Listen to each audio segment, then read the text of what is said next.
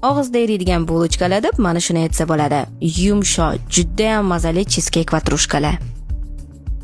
Demak, oshirma xamir uchun idishga iliq 200 gram qatiq, 1 dona tuxum, 3-4 osh qoshiq shakar, choy qoshiq uchida tuz, 1 choy qoshiq vanilin shakari va 1,5 choy qoshiq quruq dro'jja solib, hammasini aralashtiramiz.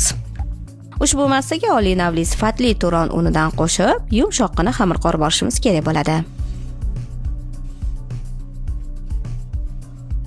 Orada 50 gram yumshoq mazali sariyog'i ham qo'shib, xamir qorishda davom etamiz. Tayyor xamir juda ham yumshoq, qo'lga yopishar-yopishmas bo'lishi lozim. Bu xamir uchun menda umumiy hisobda 340 gram un yetarli bo'ldi. Xamirni usti yopiq holda 1-1,5 soat oshirgan issiqroq joyda qoldiramiz. Do'mboqqina bo'lib boshlangan xamirdan endi bir xil 10 ta zuvalachalar yasab, pishiriq qog'oz solingan listga orasini ochib taxlab chiqamiz. Zuvalachalarni ustini yopgan holda yana 15 daqiqa oshirgan qoldirishimiz kerak. Bu orada cheescake massasini tayyorlab olishimiz mumkin. Buning uchun bizga sifatli krem chiz kerak bo'ladi.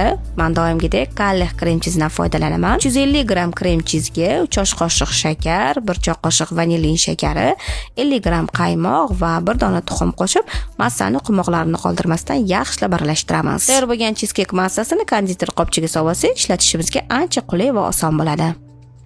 Shtrezeli uchun 20 gram sariyog'ga 30 gram shakar va 30 gram un qo'shib, hammasini rivoj holatiga keltiramiz. Endi zuvalachalarning o'rtasini yog'langan kichkina stakan yoki qo'l bilan ochib, mana shunaqa chuqurchalar hosil qilamiz. Bulochkalarning chetiga tuxum surib, o'rtasiga cheescake massasini to'ldirib chiqamiz.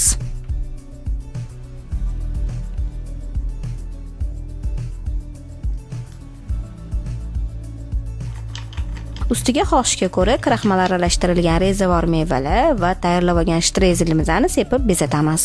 Bulochkalar oldindan 180 darajada qizib turgan duxovkada chetlari chiroyli qizargunicha 25 daqiqa atrofida pishiriladi.